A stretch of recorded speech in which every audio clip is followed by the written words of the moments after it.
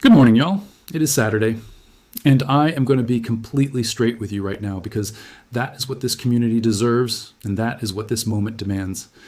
I have been up since before 4 o'clock this morning, going through every single piece of model data available to me, the GFS, the Euro, the NAM, the short-range ensemble forecasts, the upper-level analysis, the surface observations, and what I am looking at right now is not a borderline situation. It is not a maybe it gets a little rough this weekend situation.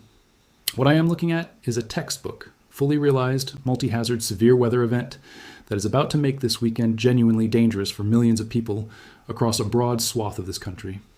And I want to be crystal clear about something before I go any further. I'm not using the word serious in this title because it sounds dramatic. I'm using it because after sitting with this data for the last several hours, it is the most accurate single word I can find to describe what is coming. Serious, real, imminent, and y'all need to know about it before it arrives. So let me get into the atmosphere, because I think the only way to truly understand how significant this setup is, and more importantly, how to respond to it correctly, is to actually understand what the atmosphere is doing and why it is behaving the way it is going to behave over the next 48 to 72 hours. There's a large and powerful upper-level trough digging down across the western United States right now, and that trough is the engine driving everything that is about to happen. When meteorologists talk about a trough, what we are describing is a southward dip in the jet stream, that river of fast-moving air at roughly 30,000 feet that essentially steers weather systems across the continent. When that trough deepens and digs southward, it does two critical things simultaneously. First, it dramatically increases the wind shear in the lower and middle atmosphere underneath it, and wind shear is the ingredient responsible for rotating thunderstorms and tornadoes. Second, it creates powerful large-scale lifting ahead of it, essentially forcing air upward in the atmosphere ahead of the trough axis. And that lifting is the trigger mechanism that turns a potentially unstable atmosphere into an actively severe one. Both of those things are happening right now, and they are happening in an environment where the surface conditions are absolutely primed and ready to respond. I want to give you all the specific numbers here because I think they genuinely paint the picture better than anything else I can say. The surface dew points and dew points are the most direct measure of how much moisture is sitting at the ground level and available to fuel thunderstorm development. Across the central Gulf Coast states and into the lower Mississippi Valley right now are running in the upper 60s to low 70s degrees Fahrenheit in April. Y'all, upper 60s dew points in April are not normal. That is the kind of moisture content you typically associate with midsummer Gulf Coast heat. The moisture streaming northward ahead of this system on a strong, low-level southerly flow is exceptional, and it is pooling across the region in a way that is loading the atmosphere with fuel. Now take that surface moisture and layer on top of it the wind profile that the trough is generating, and what you get is storm relative helicity values, the measure of the atmosphere's capacity to generate rotating thunderstorms that are running between 250 and 400 meters squared per second, squared across a corridor stretching from the lower Mississippi Valley into the Tennessee Valley and Carolinas. Anything above 150 is favorable for supercell tornadoes. We are running nearly double to nearly triple that threshold. And the CAPE values, the thermodynamic fuel measure, are stacking up between 2,500 and 3,500 joules per kilogram across the same corridor. Significant is anything above 1,500. We are running almost double to more than double significant. I want that to land, y'all. The atmosphere is not flirting with severe weather this weekend. It is fully committed to it. So let me talk about what that actually translates to on the ground, because numbers only matter insofar as they tell us what is coming for real people in real communities. Let me start with the tornado threat, because it is the most immediately life-threatening component of this system, and it deserves to be treated with the full weight of that reality. The setup I am analyzing this morning supports supercell thunderstorm development, discrete, organized, rotating thunderstorms that are the most efficient producers of significant tornadoes in the world across portions of Mississippi, Alabama, Tennessee, Georgia, and the Western Carolinas. The shear profile I'm looking at is not the shear profile that produces brief spin-up tornadoes that touch down for a few seconds and lift. It is the shear profile that produces sustained, organized, potentially long-track tornadoes that stay on the ground for miles and for significant stretches of time. If you are in Jackson, in Meridian, in Birmingham, in Tuscaloosa, in Huntsville, in Chattanooga, in Knoxville, in Columbia, I'm speaking directly to you right now. Your weekend plan needs to account for this. Know where your shelter is before Saturday afternoon. Know how long it takes to get there. Have your shoes on. Have your devices charged. And if there is a tornado warning issued for your county, you do not wait and look out the window. You move to your shelter immediately, and you stay there until the warning expires. Now, I want to spend some real time on the overnight component of this event, because It is the part that honestly concerns me the most deeply, and it is the part that most people are going to underestimate. The models are in strong agreement that the most intense portion of the squall line and associated supercells is going to push through the Tennessee Valley, northern Georgia, and the western Carolinas during the late evening and overnight hours. We are talking the window between approximately 9 o'clock at night and 4 o'clock in the morning. Y'all, I have talked about this over and over on this channel because the data is unambiguous on this point. Nighttime tornadoes kill at a rate dramatically higher than daytime tornadoes.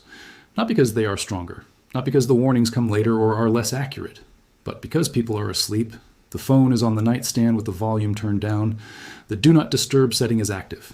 The outdoor warning sirens are going off, but the person in the back bedroom of a brick house with the windows shut and the ceiling fan running simply cannot hear them. They do not wake up. They do not move to shelter. And they do not survive a storm that they absolutely would have survived if someone had managed to wake them up and get them moving 60 seconds earlier. This is the exact reason Y'all Call exists. When a tornado warning polygon covers your precise location on the map, Y'all Call dials your phone directly, not a push notification. Not a banner alert that gets buried in your notification tray. An actual phone call. The kind that cuts through sleep mode, cuts through do not disturb, cuts through everything, and wakes you up. Because 60 seconds is the difference. Y'all Call is $14.95 for a full year of protection, and the link is in the description below this video. Before you go to bed tonight, please set it up. The overnight window for this event is less than 24 hours away, and I want every single person in the affected corridor protected before it opens. The hail threat from this system is significant, and it is going to affect a much wider geographic area than the tornado corridor alone. When you combine Cape values in the 2,500 to 3,500 joule range with very cold temperatures at the anvil tops of these storms, and we are looking at anvil temperatures in the negative 55 to negative 65 degrees Celsius range at the tops of the strongest cells, the hail growth environment becomes extremely favorable. Hailstones form and grow by cycling repeatedly up and down within the powerful updraft of a supercell thunderstorm, accumulating a new layer of ice with each trip upward. And the stronger the updraft and the colder the environment at high altitude, the more cycles the hailstone can complete before gravity finally wins and it falls out. In the strongest supercells associated with this system, I think golf ball-sized hail, 1 3/4 inches in diameter, is likely across a broad corridor, and in the most intense cores, baseball-sized hail at 2 3/4 inches is not out of the question, across portions of central Alabama and middle Tennessee. And y'all, I want to make sure you understand what baseball-sized hail means practically on the ground. Windshields shatter. Vehicle panels get dented and punctured beyond repair. Roofs on homes sustain damage requiring complete replacement. And anyone who is caught outside when that hail is falling is in a genuinely dangerous, potentially life-threatening situation because stones of that size fall at terminal velocities approaching 60 miles per hour. A severe thunderstorm warning this weekend is not a go stand on the porch and watch the light show warning. It is a get inside, stay away from windows and stay there warning. The flooding threat from this weekend's event is the component I think is most likely to be underestimated by the general public. And y'all, it deserves every bit as much attention as the tornado and hail threats. The precipitable water values, the total depth of water vapor contained in the column of air above a given location, are running 25 to 35% above the seasonal average across the region ahead of this system. And those exceptional moisture values are going to interact with training thunderstorm patterns behind the initial line of supercells to produce extraordinary rainfall rates and totals across certain areas. Training thunderstorms are what happens when storm cells keep tracking over the same geographic area repeatedly, like train cars passing the same point on a track one after another, and they are one of the atmosphere's most efficient mechanisms for producing catastrophic local rainfall totals in a compressed time window. The areas I am most concerned about for the extreme rainfall and flash flooding scenario this weekend are the southern Appalachian foothills of northern Alabama and northwest Georgia, the Cumberland Plateau region of eastern Tennessee, and the Piedmont areas of western North Carolina and upstate South Carolina. In the most aggressive training scenarios across those areas, rainfall totals of 3 to 6 inches in a 6-hour window are a real possibility. And on the kind of steep terrain that characterizes those regions, 3 to 6 inches in 6 hours means flash flooding that moves fast, that fills creek and river channels in minutes to tens of minutes, that undercuts roadbeds before the water is even visible from the surface, and that can trap people in low-lying areas with very little warning. Please, y'all, if you are in these areas this weekend and the rain starts coming down hard and it does not stop, watch the water. Watch the creeks and streams near your home. Watch the roads. And if you see water crossing the road in front of you, do not drive through it. I cannot say this strongly enough. Turn around every single time, without exception. You cannot know how deep that water is from the driver's seat of your vehicle.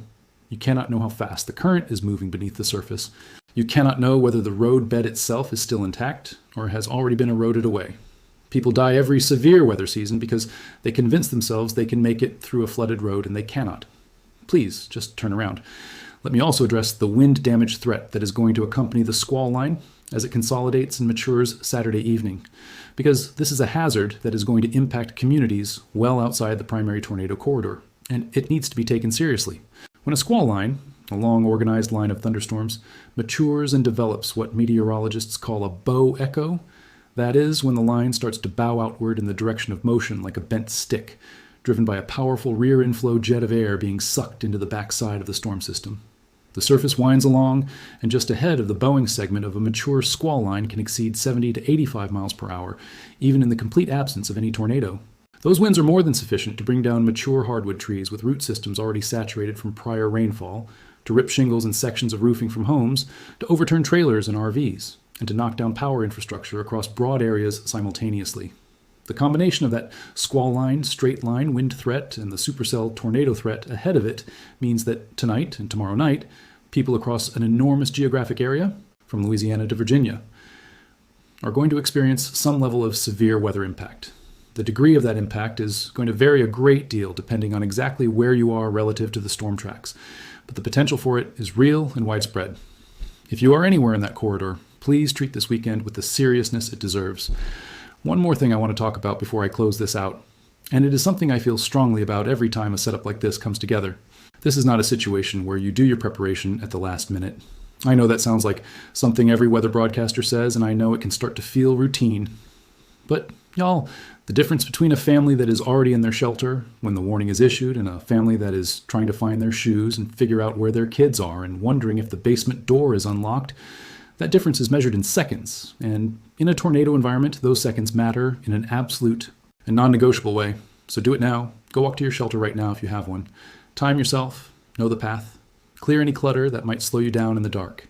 Have a flashlight there, have shoes there, have medications there if you have family members who need them. Set your phone to receive wireless emergency alerts. Go into your settings right now and make sure that feature is on.